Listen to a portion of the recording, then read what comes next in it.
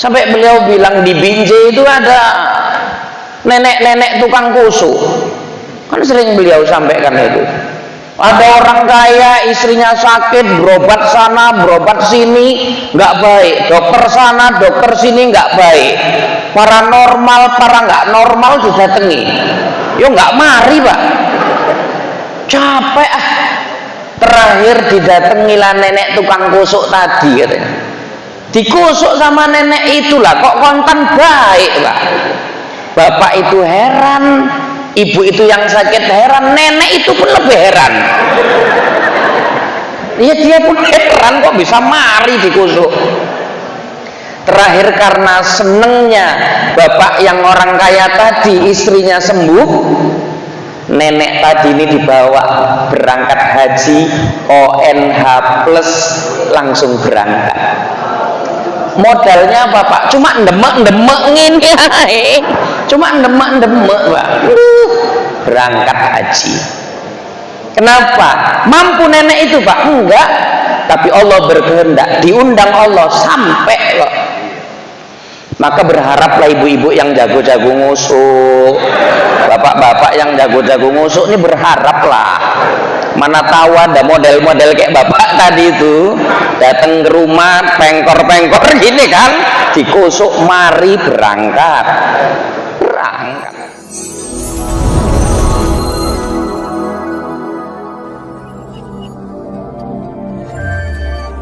Assalamualaikum warahmatullahi wabarakatuh.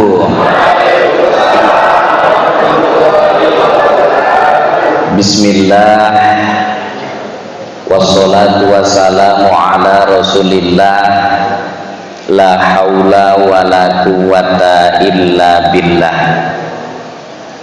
Asyhadu an la ilaha illallah wahdahu la syarikalah wa asyhadu anna sayyidana Muhammadan abduhu wa rasuluhu la nabiyya ba'dah. Allahumma salli ala sayyidina Muhammad wa ala alihi wa sahbihi wa mawalah. Yang terhormat, yang kita ta'zimi, Ketua FKSMM Fadilatul Ustaz Muhammad Hendro, kita doakan beliau mudah-mudahan senantiasa diberikan kesehatan oleh Allah, diluaskan rezeki, diberikan kekuatan untuk memimpin FKSMM ini semakin lebih baik, dan dijauhkan dari segala fitnah dunia dan akhirat. Awak sedih tadi dengar ceritanya ya kan pak. Wong perkara pigi aja pun dibilang perkara duit berapa aja diambil ini segala macam.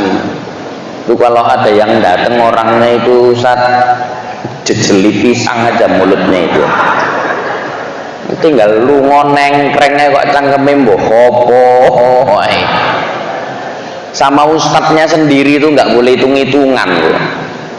Jadi kalau bapak ibu sama ustadznya aja pun hitung-hitungan, untung Allah nggak pernah hitung-hitungan sama awak. Nah, ini tolong nanti disampai-sampai pak, bilang itu sama yang ngomong-ngomong gitu itu. Jadi kalau ada yang ngomong dijejeli pisang sama peri, bilang gitu. Kemudian yang terhormat, yang kita muliakan, para asatiz yang hadir, yang mohon izin mohon maaf nggak bisa tak sebuti satu persatu. Kemudian orang tua saya, orang tua kita, Bapak Haji Muhammad Ali Yusuf Siregar, yang hari ini bisa lapang waktu hadir di tengah-tengah kita. Bapak Ibu, saya sering ajak Pak Ali Yusuf Siregar untuk keliling ngaji-ngaji, malah ibu pun ikut. Ibu-ibu tahu mana ibunya? Ayo, ibu agak lambaikan tangan ibu gini. Nah itu ibu yang sebelah sana, tengok itu. Tuh Ibu Sri Pepen gitu Pak ya, Sri Pepen ya Pak ya, Bu Pepen. Itu Bu, orang yang pakai kacamata, yang di samping ibu pakai jilbab bunga-bunga, cuma nggak tahu entah bunga apa itu ya Bu ya, bunga ros. Jadi semalam tak tanya sama Ustadz Hendra, Ustadz saya boleh nggak ngajak Pak Yusuf Siregar, bilang bukan kampanye, enggak, orang belum wayahnya kok. Silaturahmi Pak. Puluhan tahun beliau mengabdi di Deli Serdang ini, jadi wakil bupati, jadi bupati, tak ajak Pak keliling ngaji sana ngaji sini, mau orangnya banyak mau orangnya sedikit, beliau tetap hadir. Tapi walaupun sekarang beliau lagi istirahat, tetap mau hadir ngaji sana ngaji sini, sambil itulah Pak mendengarkan keluh kesah masyarakat itu. Kalau Bapak ke sana kan ribet itu. Iya, betul, Pak. Tapi ini Bapak yang didatangi oleh Pak Yusuf Siregar. Jadi pokoknya doai aja beliau sehat, doain segala hajat niat beliau dimudahkan Allah, beliau bisa kembali memimpin kita di Kabupaten Deli Serdang ini Bu Bapak. Jadi jangan mikirnya ini kampanye Pak, enggak, kampanye opo, enggak ada Pak, ini niat sedikit pun enggak ada. Dan ini bukan nanti bilang Ustadz Hendro ini bawa Pak Yusuf gini-gini, enggak, bukan Ustadz Hendro yang bawa, bukan Ustadz Hendro nanti yang disalahin kalau apa, saya yang ngajak Bapak gitu ya Pak ya. Kalau perkara tanah tadi semua ini Pak, nanti patungan pun dapat nih itu ya kan Pak. Berapa tadi Pak? 800 juta. Sikitnya itulah. Ini satu orang 10 juta tembus ini Pak kan.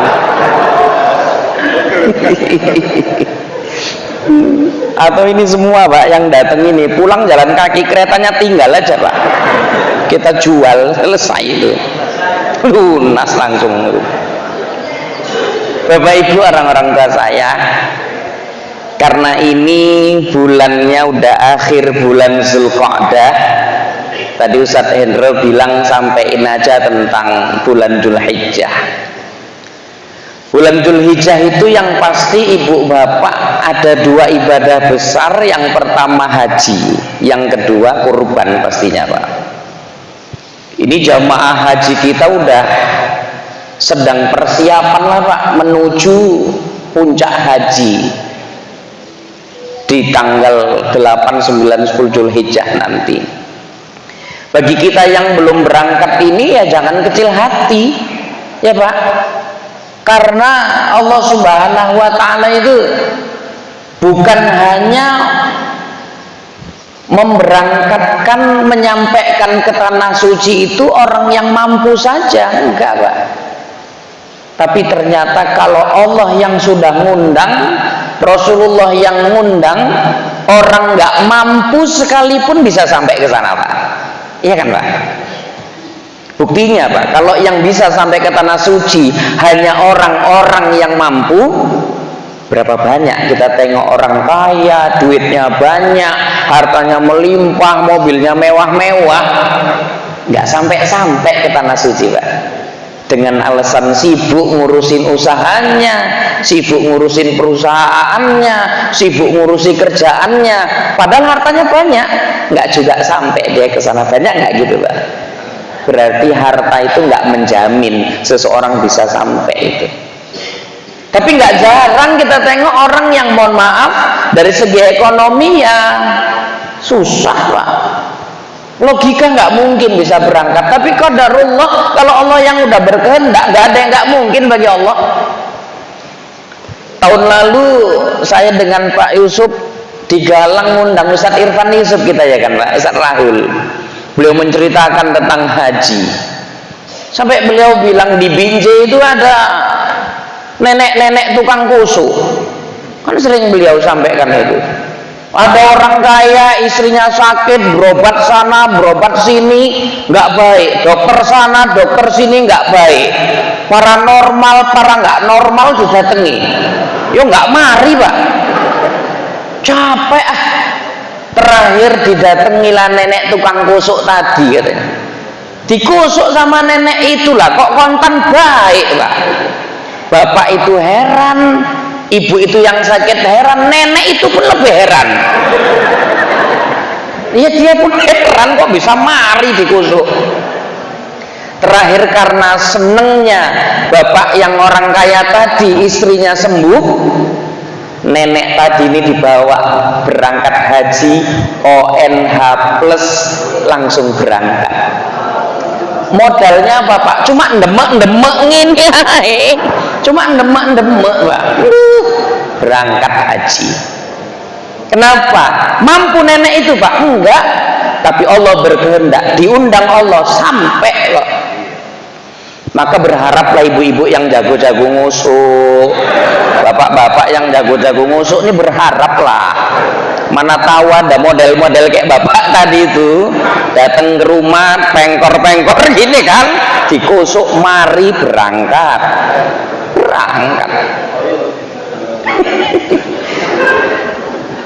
Ya kita nggak usah pening-pening lah ya pak ya, kalau Allah udah berkehendak nggak ada yang nggak mungkin itu. Tapi ingatlah pak, jangan cuma doa toh. Dari sekarang pulang dari masjid ini beli celengan, tulis celengan haji. Asal subuh masukin bismillah ya Allah, 2.000 pun nggak apa-apa. Ini ongkos hajiku ya Allah, ini ongkos hajiku ya Allah. Tiap hari pak 2.000, sebulan 60.000, setahun berapa? Meninggal apa nggak berangkat itu kan. Tapi jangan berpikir berangkatnya dengan tabungan itu. Allah bakal menilai ikhtiar dari bapak ibu. Ini awak kadang-kadang kan udah nggak pernah doa, nggak ada tabungannya, nggak nyelengi sedikit pun, nggak ada ikhtiar pak. Kita kalahnya di situ. Coba 2.000 nggak ada yang nggak mungkin pak. Allah yang berkehendak kok, tapi ikhtiarnya adalah ini kadang-kadang ya Allah nek sholat berangkat haji wong bojone kerjane ngene dia nggak tahan awak ngene awak bila gur dodol risol ngene itu yang nggak tahan.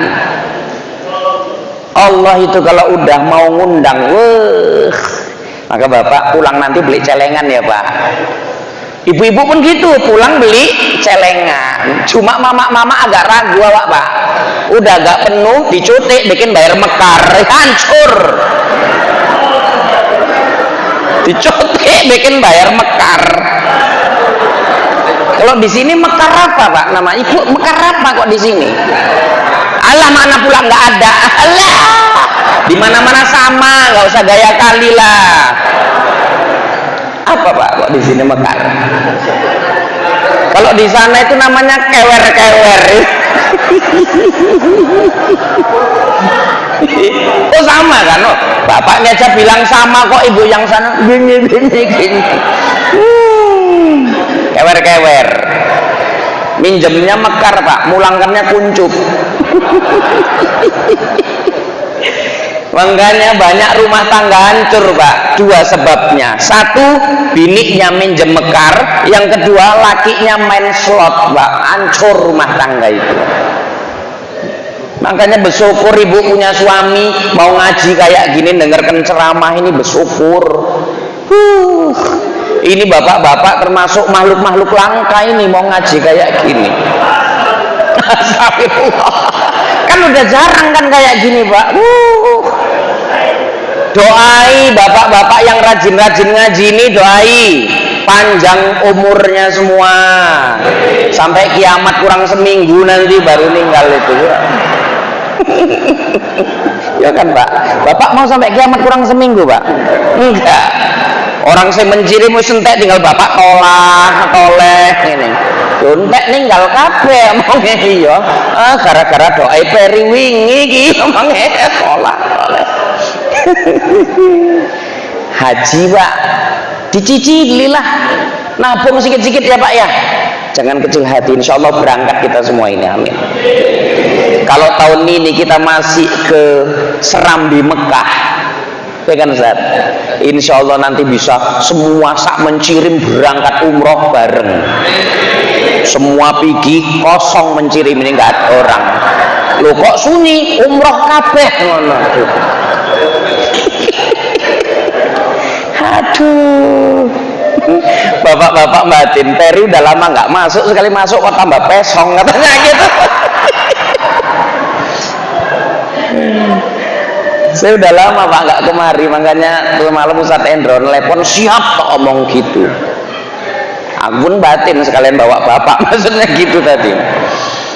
Aduh ya Allah, tuh haji Pak. Kita yang belum berangkat haji apa perintahnya? Kurban lah. Kurban itu ibu bapak, mohon maaf, hukumnya kan sunat Pak. Tapi kesunahan korban ini digarisbawahi. Sunat hukumnya korban setiap tahun, bukan seumur hidup sekali. Paham Bu Pak? Banyak orang kadang maaf nggak korban Kang. Oh pernah kok katanya. Korban itu bukan seumur hidup sekali, tapi korban itu setiap tahun ibu bapak. Paham Pak? Kan ada kadang-kadang itu, nah korban yuk, aku ket gadis ini wis korban, ket gadis. Orang Jawa bilang wijen-wijen, roti-roti, bien-bien, saiki. Wow. Ini ngarangnya lama Pak Riz. Masuk YouTube nanti Pak, wijen-wijen, roti-roti, bien-bien, saiki. Wow. Iya Pak. Kan banyak yang kayak gitu kan. Tapi kalau akikah seumur hidup sekali. Lahir anak, bentuk syukur orang tua, akikah sekali aja seumur hidup. Bapak-bapak, ibu-ibu udah tua-tua kayak gini mau akikah boleh? Boleh, nggak apa-apa Pak. Udah tua-tua gini akikah nggak apa-apa. Tapi kalau bisa dijadwal akikahnya setiap hari Minggu gitu kan. Pas ngaji kayak gini Ustaz. Jadi pulang kita pun makan kari kambing gitu. Nah, kalau kayak gitu setiap minggu kemari pun nggak apa-apa. Biar tak bilang sama orang rumah asal minggu nggak usah masak, tak bilang gitu kan. Rupanya semua pengajian Pak buat akikah. Tiap hari ya makan kambing. Bulan depan diundang kemari mulutku udah merot gini gara-gara kita nak stroke Pak. Tapi kalau perkara naik tensi itu sebetulnya Pak bukan hanya faktor makan kambingnya. Makan tempe itu pun bisa juga naik tensi Pak. Tiap hari tempe aja. Bapak-bapak ini pun naik tensi itu kalau biniknya tiap hari makan tempe, masak tempe aja. Naik tensi awak gara-gara bini. Kenapa? Tiap hari masaknya tempe aja. Jadi Bu bapak orang tua saya. Paham ya Pak ya? Korban itu setiap tahun, bukan seumur hidup sekali Pak. Itu yang harus dipahamin. Kita ini kadang-kadang kalau untuk urusan agama ada dibilang nggak ada, tapi kalau untuk urusan dunia nggak ada pun sanggup kita mengada-ngadakannya Pak. Apa maksudnya Pak? Kalau untuk urusan ibadah, kalau untuk urusan agama ada, kita bilang nggak ada. Tapi kalau untuk urusan dunia nggak ada, diada-adakan itu. Anak sekolah minta HP, nggak ada duit mamanya, dipala-palai ngangsur. Anak ngancem, aku mau sekolah kalau mama beliin kereta, nggak ada duit, dipala-palai Pak. Tapi kalau untuk korban Pak, maaf, sambatnya itu susah aja. Saya pernah mohon maaf, mama-mama ini di Perwiritan kan pasar terbaik gitu Pak. Apa yang nggak dijual di Wiritan mama-mama itu? Semua dijual ya kan Bu? Semua masuk ke wirid mama-mama. Tukang panci masuk, tukang kompor masuk, tukang kosmetik masuk, ya kan Bu? Mama-mama ini paling paten. Maka semalam waktu pilek itu Kan target utama mama-mama itu Pak, semua caleg masuk ke mama-mama itu. Makanya mama-mama jadi tawadu. Bapak tahu tawadu? Tahu warna duit itu tawadu Pak. Tahu warna duit. Jadi saya pernah datang ke pengajian mama-mama terlambat Pak. Jadi saya karena terlambat, ya sadar diri lah, kan udah ada yang masuk duluan. Tak pikir Ustadz juga, aku ya di mobil aja duduk. Rupanya yang udah masuk duluan tukang panci Pak.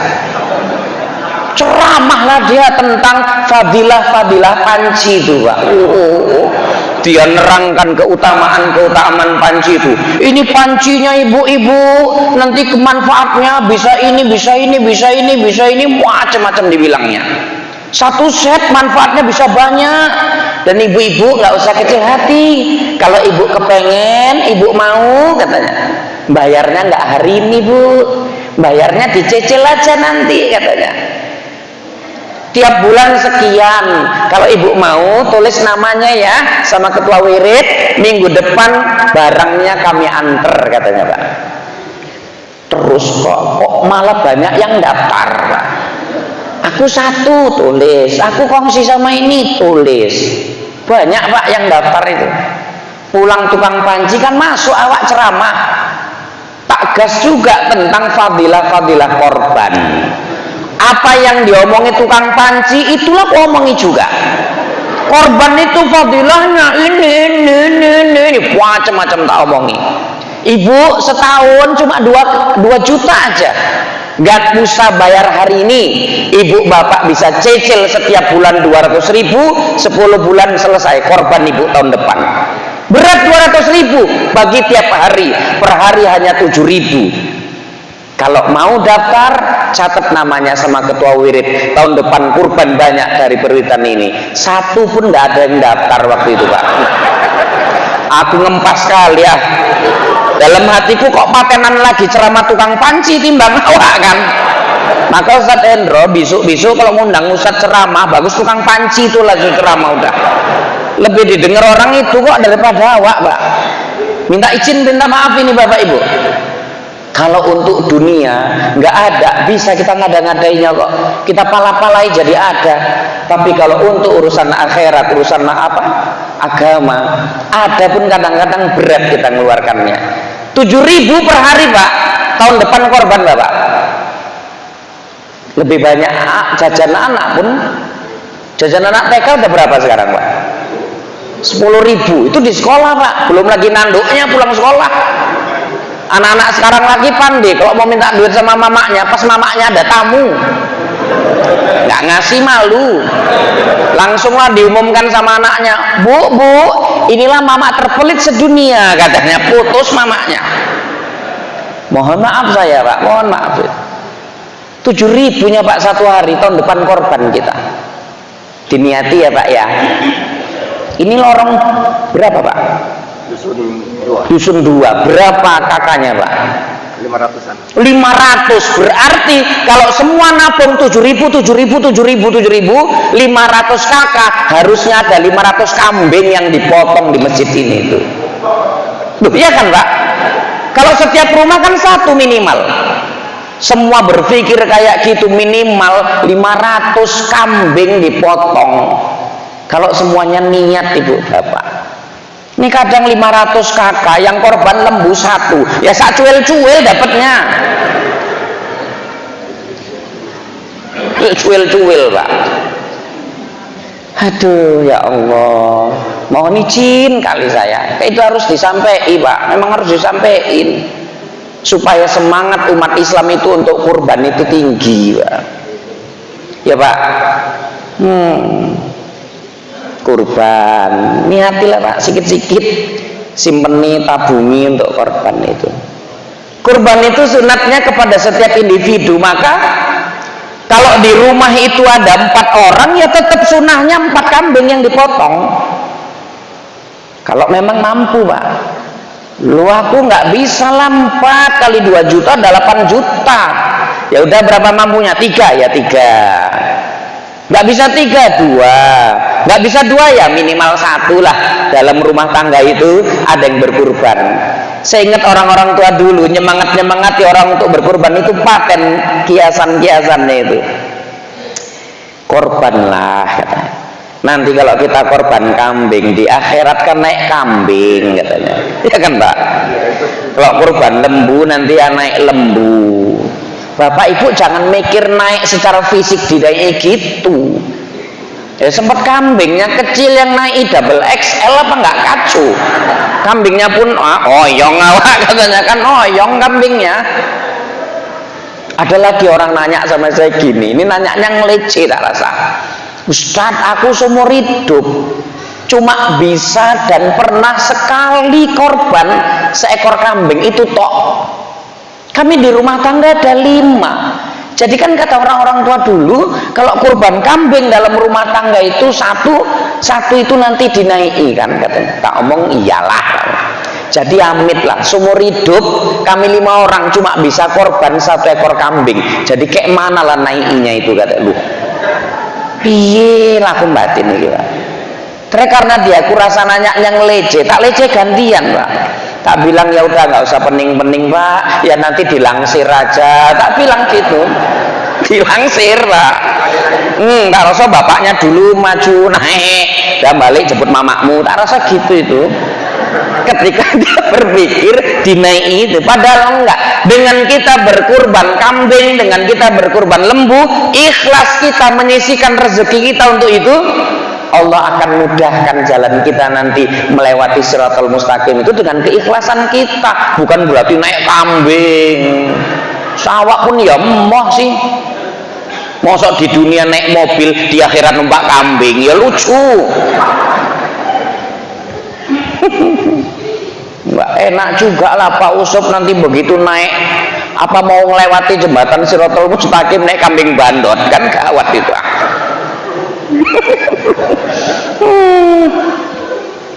Paham ya Bu ya, Bapak ya? Diniati Pak, diniati. Insya Allah pokoknya kalau kita udah istiqomah, kalau kita udah bisa niatin, Allah mudahkan itu Pak. 2 juta yang Bapak keluarkan untuk korban, insya Allah diganti Allah kontan itu.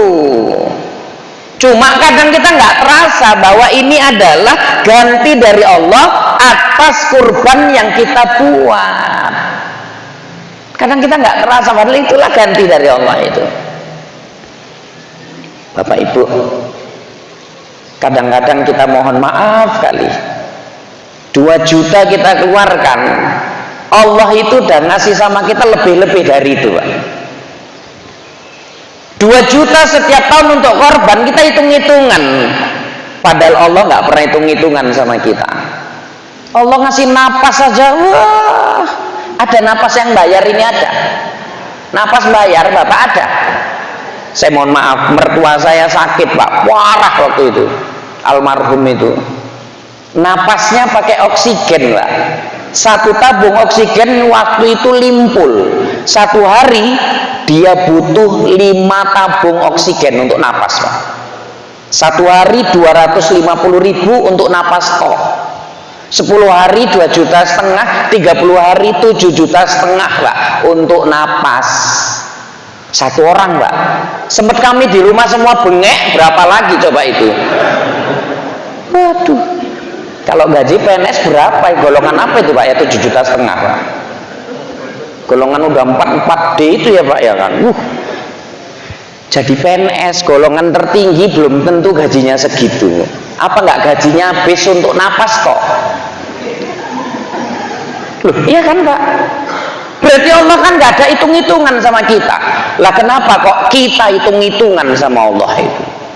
Makanya mohon maaf Bapak, mumpung belum bengek lah Pak, mumpung belum bengek, nabung lah, nabung Pak.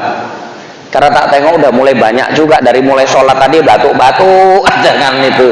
Kurasa pun tanda-tanda mau bengek itulah Pak. Ganti mic ya Pak. Padahal udah mau doa diganti mic-nya juga kan. Biar panjang Pak. Untung tadi Ustadz MC bilang nggak ada tanya jawab, dalam hatiku alhamdulillah. Aku batin kalau sempat ada nanya jawab nggak jam 9 baru bubar ini. Apalagi FK SMM nya kan semangat nanyanya tinggi. Aku kadang kalau udah buka tanya jawab tuh berpikir untung-untung nggak ada yang nanya, untung-untung nggak ada yang nanya gitu. Karena bapak-bapak sini seneng ngaji Pak. Jadi kalau udah nanya jeru-jeru pertanyaannya, jeru-jeru Bu, nyucuk sampai kemarin nyucuk. Apalagi kalau udah nanya ongkos ke Banda Aceh tadi sisanya kemana, nyucuk kali itu kayaknya.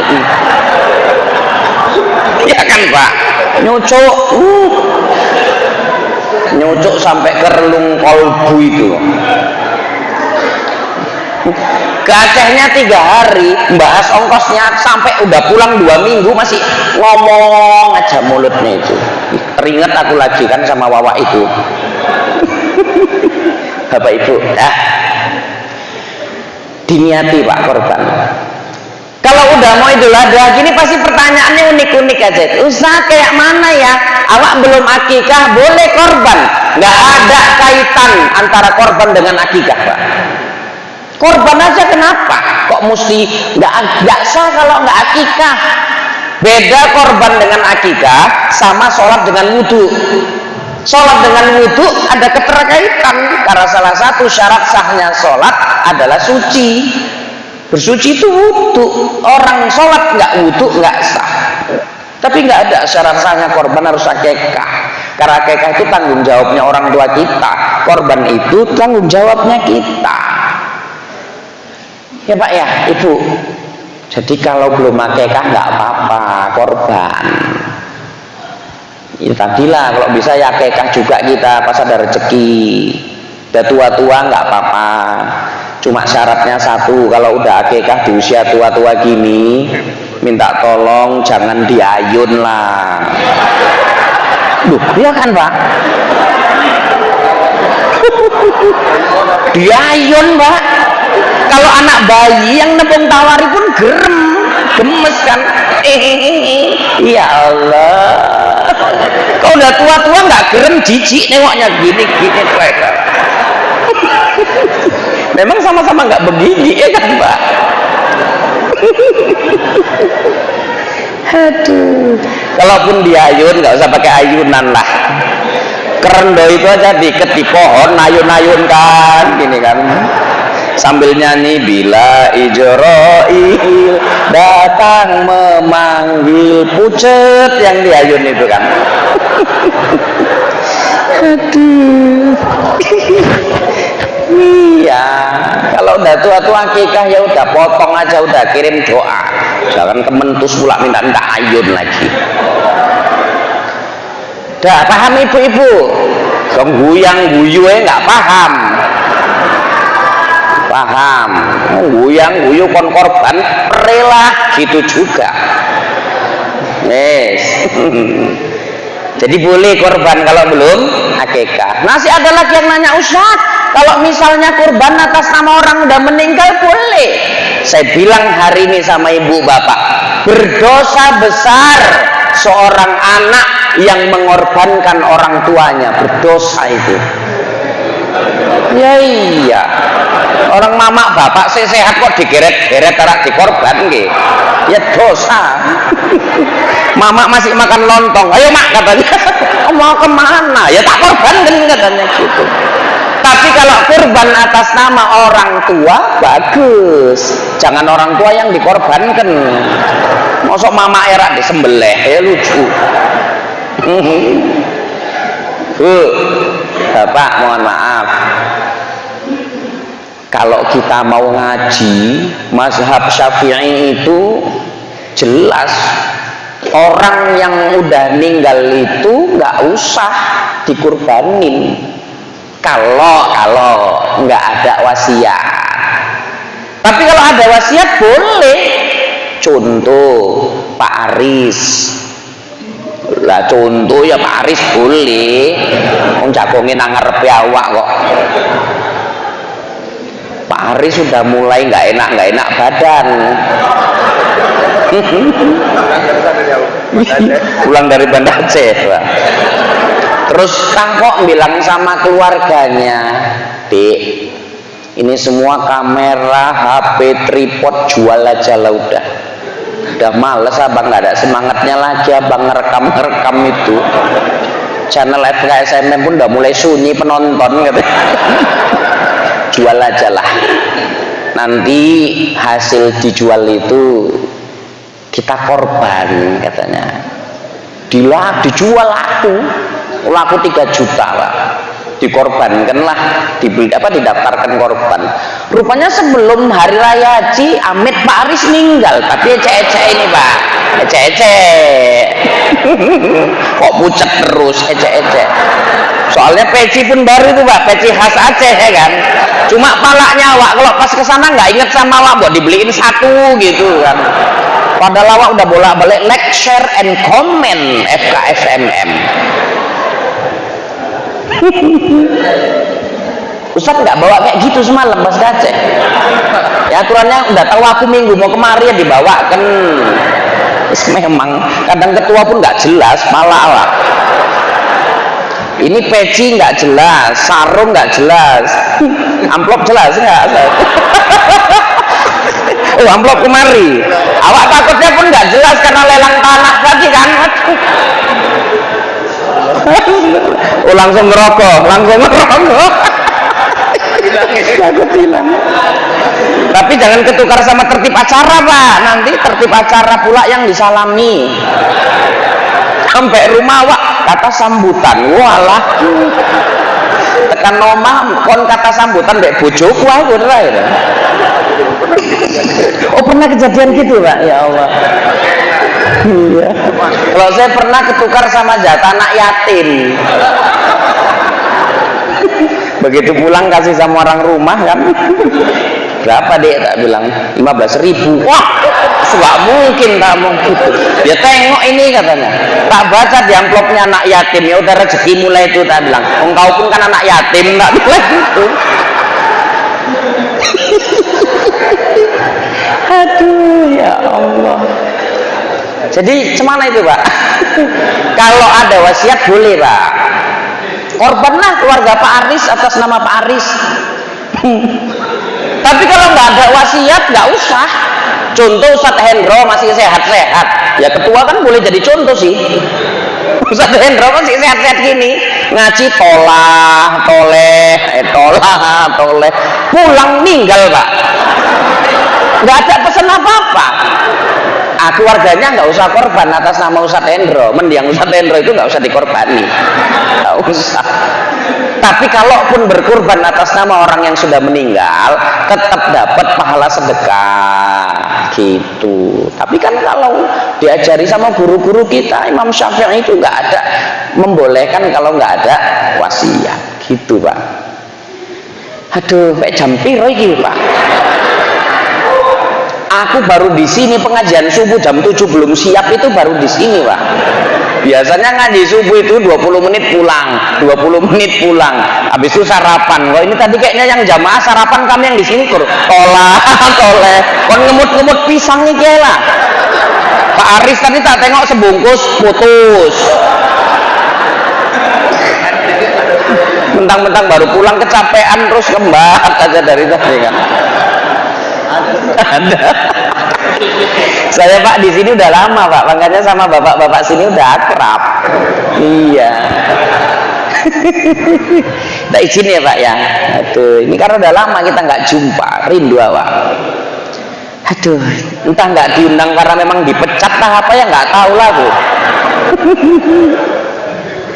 Kamu betina kambing betina boleh kurban? Kurban kambing betina Pak. Ya kalau nggak ada lagi nggak apa-apa, tapi tetap afdolnya kambing jantan. Ini cerita mati tadi dulu Pak, belum kambing bandot enggak.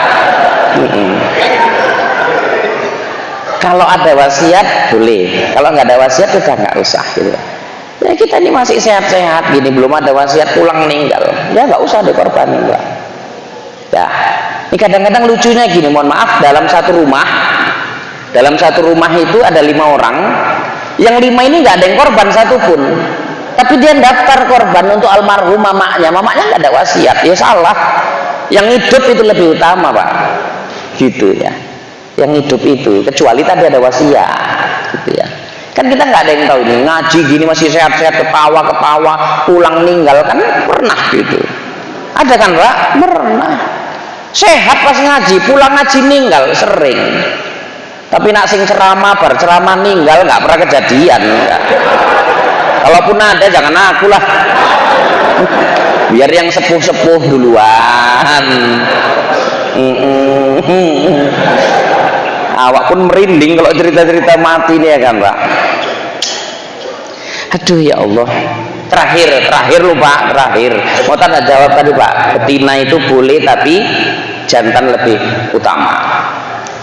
Bagi yang niat kurban tahun ini, nah ini diingat nih Pak, bagi yang niat kurban tahun ini, mulai tanggal 1 Zulhijjah nanti, jangan dulu potong kuku, jangan potong rambut, sampai hewan itu disembelih. Sunat hukumnya itu nggak potong kuku, nggak potong rambut itu. Kenapa? Biarkanlah rambut dan kuku itu menjadi saksi nanti di hadapan Allah bahwa Idul Adha 1445 Hijriah kita berkurban, kita potong hewan kurban itu, rambut dan kuku jadi saksi nanti di hadapan Allah. Disembelih hewan kurban itu dengan menetesnya darah itu ke bumi, Allah ampuni dosa kita dari ujung rambut sampai ujung kaki itu. Jadi biarkan rambut dan kuku terpisah dari badan kita setelah Allah ampuni semua dosa-dosa kita, Bapak Ibu. Serupa kayak orang haid itu kan gitu. Kalau lagi haid katanya jangan potong rambut, jangan potong kuku. Karena orang haid itu kan lagi junub, kotor. Biarlah motongnya setelah bersih, setelah mandi wajib. Sampai orang-orang tua dulu telaten, ketika rontok rambutnya dikumpul, pas mandi kok dimandiin. Ya padahal nggak mesti gitu juga, nggak apa-apa, dikumpuli rambut, disisir. Takut awak gara-gara suruh ngumpuli jalan naik kereta rambutnya lepas, berhentinya gak nyari mana tadi rambut yang rontok itu mama kurang kerjaan lah itu. Ibu bapak paham ya Pak ya, dari mulai tanggal 1 Zulhijjah. Kapan itu? Tanggal 8 Juni 1 Zulhijjah. Sejak itu dah jangan potong-potong dulu. Dan itu puasa lah kita Pak, puasa sunat banyak-banyak di bulan Zulhijjah itu. Ditanya mana lebih mulia, 10 hari pertama Zulhijjah atau 10 hari terakhir Ramadan? Siangnya 10 hari pertama di bulan Zulhijjah lebih mulia, tapi kalau malamnya 10 hari pertama di malam Ramadan 10 akhir Ramadan itu lebih mulia. Maka siangnya Bapak Ibu banyak-banyak beramal, banyak-banyak beribadah di siang hari 10 awal Zulhijjah. Puasalah. Nanti puasa Arafah. Nanti pesan saya jangan gaduh gara-gara di Mekah udah siap wukuf, di sini motel. Jangan. Lanjutkan aja, Pak. Lanjutkan puasanya sampai maghrib. Walau orang wukuf di Arafah sudah selesai, lanjut aja.